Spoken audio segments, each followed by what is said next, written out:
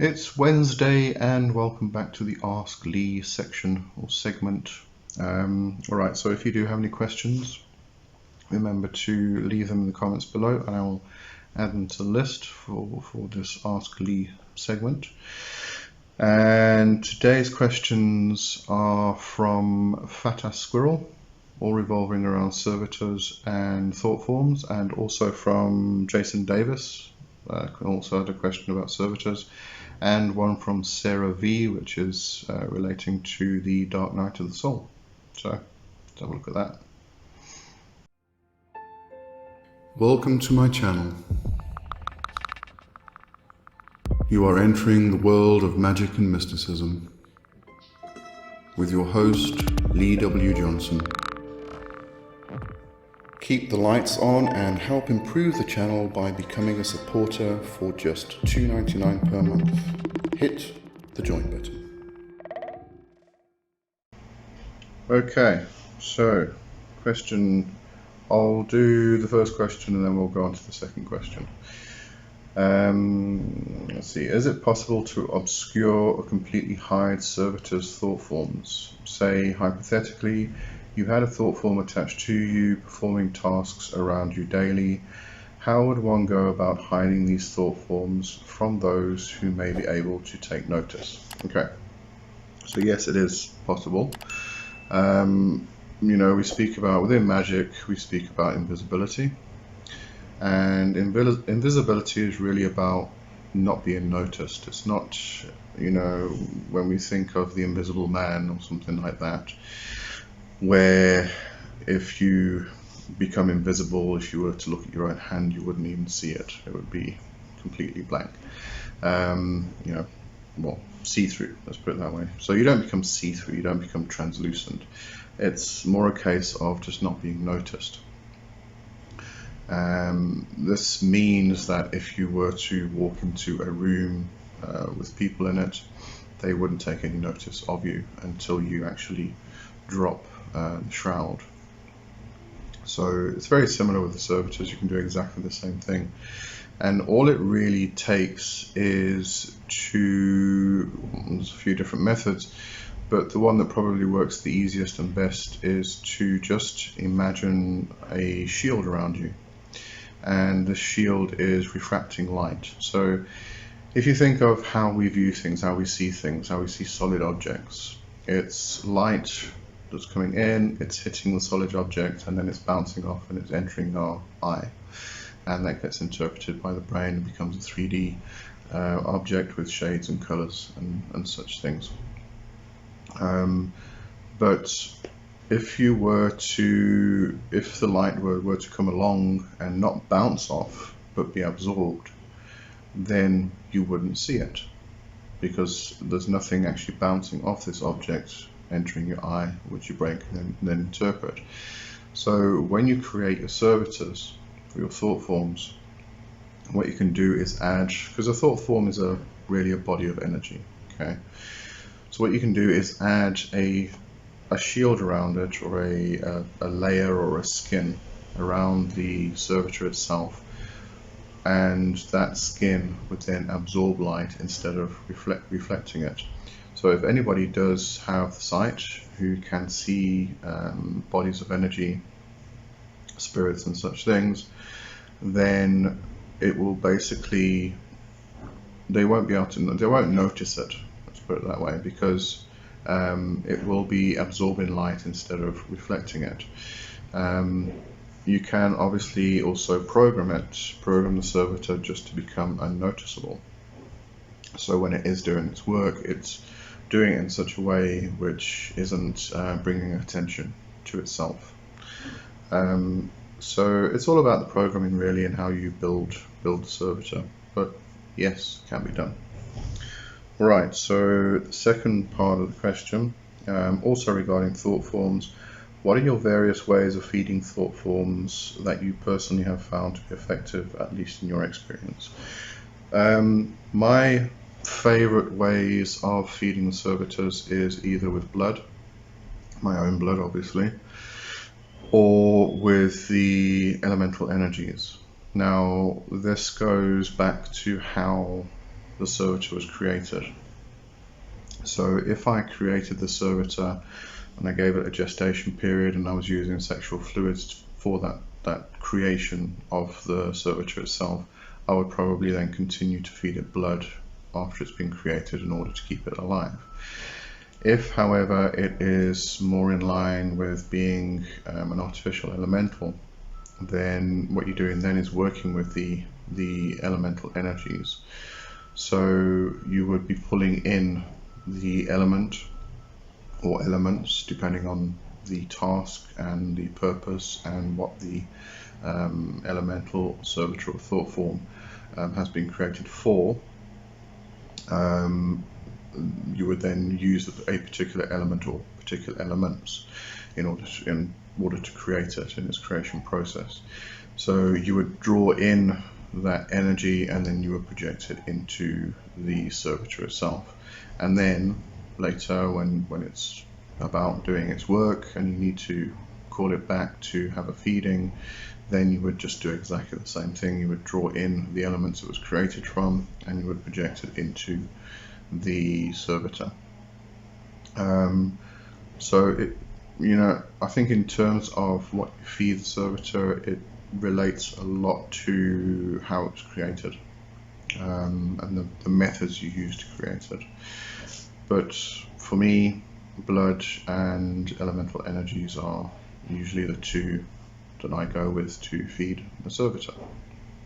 I think we can actually do another question today. Alright, so I'm going to add, let's have a look who was the next one. Okay, so the next question was from Sara V. This was a great topic to cover. I can't remember which video that was on, so apologies for that. I have another question for you, Lee. Can one experience Dark Night of the Soul multiple times? Yes, absolutely. So Dark Night of the Soul often presents as depression, but it is slightly different. When you are performing magical tasks, especially when you are performing some kind of magical working which is an extended period of time or over an extended period of time, what you may find is that you get to a certain point and you probably accomplish what you were aiming for, but then there's a period where you have to sort of step back, you have to fall back in order to assimilate what has happened, what you've experienced, the knowledge you've gained.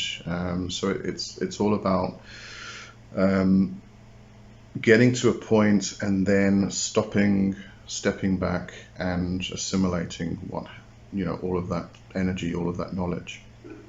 And during those periods, it can often feel like depression. You do go into a dark period, and this is very much a death and rebirth process, so it's an initiatory process. And when we talk about initiation is a beginning.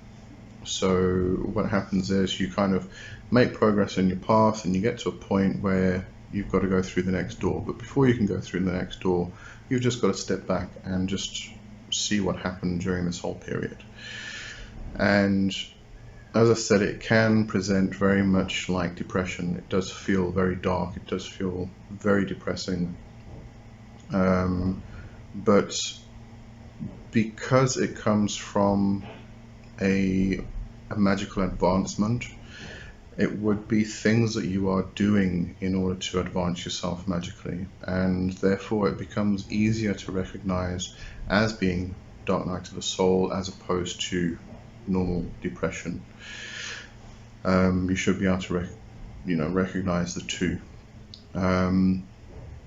But it is a death and rebirth process. So as I said, we kind of progress to a certain point where we get to a door, and we have to go through the door in order to go to the next phase. But before we can go through the door, we've just got to assimilate everything that's happened during this phase. Once we've done that, we can then step through the next door. And that stepping through that next door is an initiatory process. You go on to a new beginning. And this happens over and over and over and over again, right through your whole life. So these initiatory processes are not just, you kind of do something and now you're initiated. It's a constant process of advancement, stopping, falling back, assimilating, then moving forward onto the next phase, and then continuing with that. So it does continue, the process just continues over and over and over again. I'm going to do another question. Let's see what the next question was. From Jason Davis. Can servitors have servitors? Never actually thought about this one, so that's quite interesting. I don't think a servitor can have a servitor, although it depends on the purpose that the servitor was created for and if it is a necessity. But I say a servitor can't have a servitor in the sense that a servitor isn't a sentient being. However, if a servitor is worked by a group of people, and the larger the group and the more extended period of time that this continues, it can become an egregore. And an egregore is a sentient being, so I can't see any reason why an egregore couldn't have servitors. But if we come back to the actual application of the magician themselves, let's, for example, say you created a servitor to help with the sale of a particular product. So you created it, you brought it to life, you programmed it with a particular task. And then as you continue, you find out that, you should have actually added something particular into the programming of that servitor, because now, you didn't think about it before, and it's quite a necessary part or a necessary step to the process of selling this particular product. It may be advertising or creating a following for the product, or it may be pushing people down the sales funnel. Whatever it is, it's just a part of the process that you didn't think about initially, therefore you didn't program the servitor with it. Now in some cases, some people will say you can call the servitor back and you can add that programming. I'm more inclined not to do that, because I've already given a particular servitor a particular task. So what I would usually do then is create another servitor to back up this the first servitor. So in a sense, that is a servitor having a servitor. So, you can create a whole bunch of servitors and put them together to act as a team. So one will handle one task, another will handle another task, etc., etc., etc. And at the end of the day, what you're doing is they're all working together to complete a particular goal, just that they are all handling different aspects or different parts of that goal itself. So, I suppose it depends how you look at it. Can a servitor have a servitor?